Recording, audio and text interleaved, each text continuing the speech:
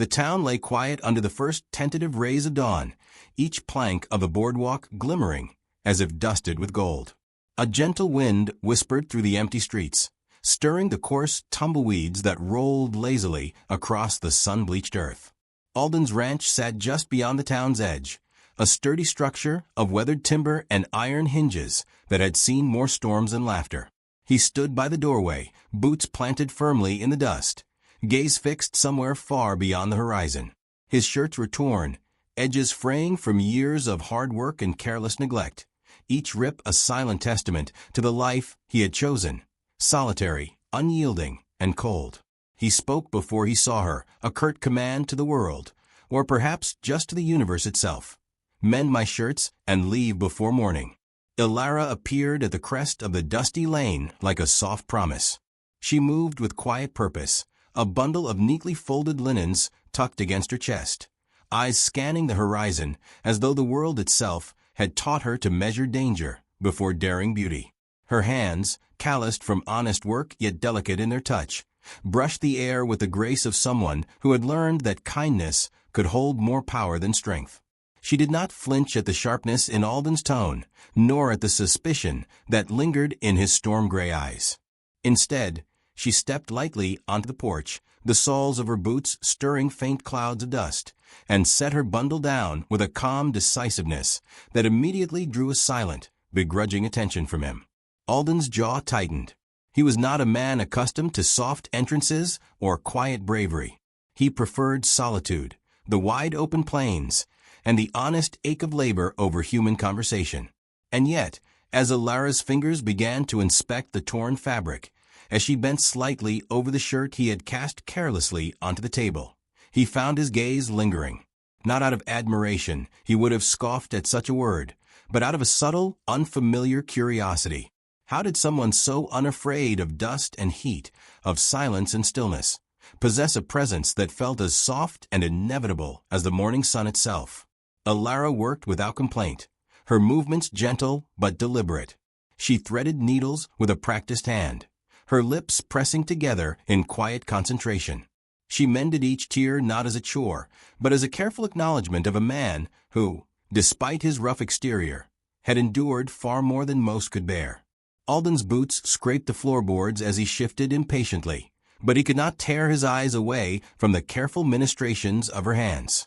He wanted to tell her to stop, to leave before the morning truly broke, to remind her of his cold command.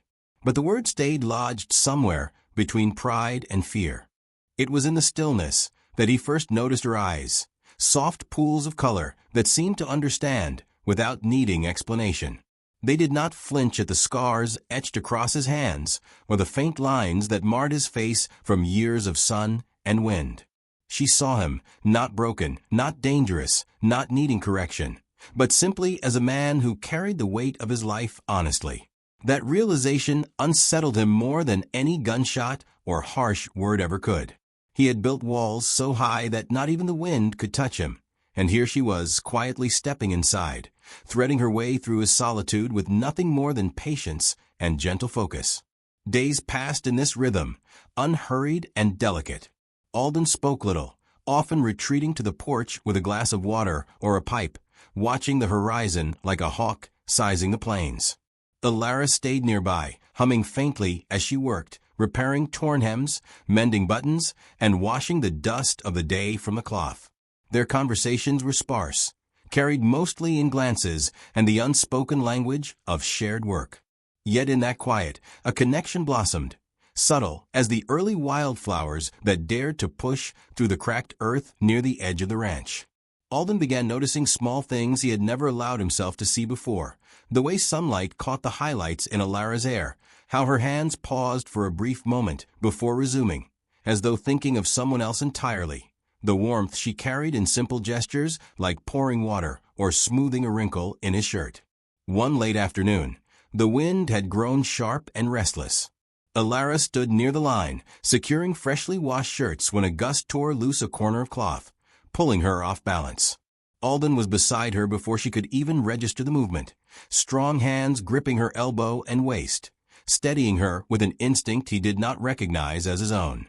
The contact was fleeting, almost casual, but it sent a shiver down his spine that he refused to name. Alara's eyes widened for a heartbeat, meeting his in a glance that carried more words than either dared speak. In that moment, Alden saw himself reflected in her calm bravery, and he realized that he had been holding himself prisoner in a world that had once demanded detachment and steel. Her courage, her quiet confidence, and her unwavering kindness were breaking the icy layers around his heart, layer by careful layer. That night, he sat alone on the porch, the stars blazing like distant fires above the endless plains.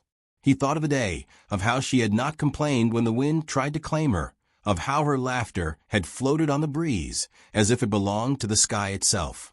He remembered the soft pressure of her hand against his arm, the way her eyes had met his without fear. His chest felt heavier with each recollection, a pressure he could neither ignore nor name. He was not a man given to sentiment, but something had shifted, a quiet, insistent ache that demanded acknowledgement. The following morning, he found her humming again, folding shirts with the same deliberate care, eyes downcast, lips curling faintly as if in silent conversation with herself. He approached, boots crunching softly against the porch boards, heart thudding in a rhythm he did not recognize. He stopped before her, the weight of words and unspoken confessions pressing against his chest. For a long moment, he said nothing, merely watched the sun illuminate the dust motes around her, each one drifting like a fragile memory.